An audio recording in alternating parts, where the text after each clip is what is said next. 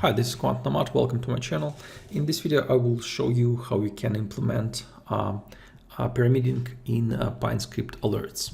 So here I have a very simple strategy. This is just Bollinger Band strategy, and I have long signal when my price cross over upper Bollinger Band, and I have short signal when my price cross under lower Bollinger Band. And as you can see, I have like multiple consecutive signal at the same time. So here, for example, I have like 6 long signals, but PineScript opens position only once, and it doesn't react to the next signal this way. And this is because of pyramiding parameter in your strategy.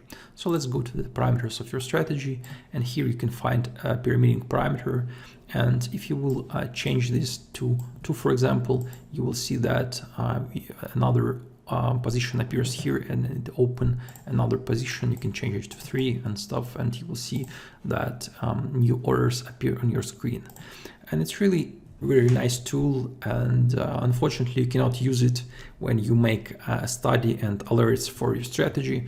But fortunately you can implement this quite easily, and in this video I will show you how you can do that. So first of all, let's create a parameter similar to what we have in our strategy. I will keep a default value to 1 at first. And next, let's go and create a variable called position. And this variable will store how many positions and in which directions do we have. So basically, if this variable is positive, then it will count how many long orders do we have at the moment. If a variable is negative, it will count how many short positions do we have at the moment, and if it will be 0, it will be flat basically. So I already defined this variable as 0, and now let's go and create a logic for this variable. And logic for this variable will be fairly simple.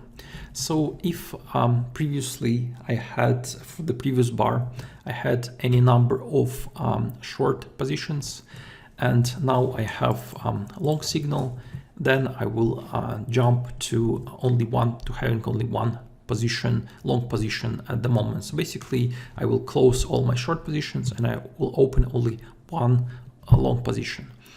And but if I have a long signal, so basically if that's not true, but I still have long signal, this means that I'm flat, or I have one position. So then I will just add to my previous position, I will add +1. And I will do the same for my short side. So if here it's positive and I have short signal, I will put here -1, and here it will be -1 as well. And in all other cases, I will just use previous value of this position. It seems like that's it for our position variable, and now we need to adjust our long and short signal. So basically I want to enter into a long position only if our previous value of our positions are below our parameter we defined so far. So like that. And the same for short side, but just opposite, so it should be above minus our parameter of our pyramiding parameter. So let's try to save it and see if it works. So as you can see, we have like only one signal at a time, so it seems to work. Let's go to the parameter and just test it a bit. So I will go to 2 orders in pyramiding, and I will go in inputs to 2 orders as well for my parameter, and it seems to work as well. So here we have like 2 signals and they match, and here we have 2 signals for long and they match as well. Let's go to 3 here and 3 here, and it seems to work again. So we have here 3 consecutive long orders and it seems to work again.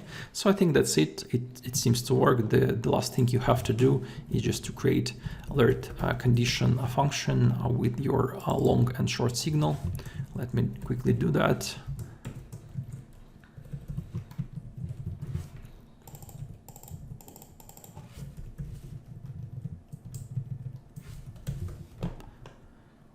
And last thing, you just need to make a study from it. Let's save it. So I need to comment my strategy entry functions. Let's save it again. And you will see that now you can find these alerts in your list, so you can use them. So I think that's all for this video. Thank you for watching. See you. Bye.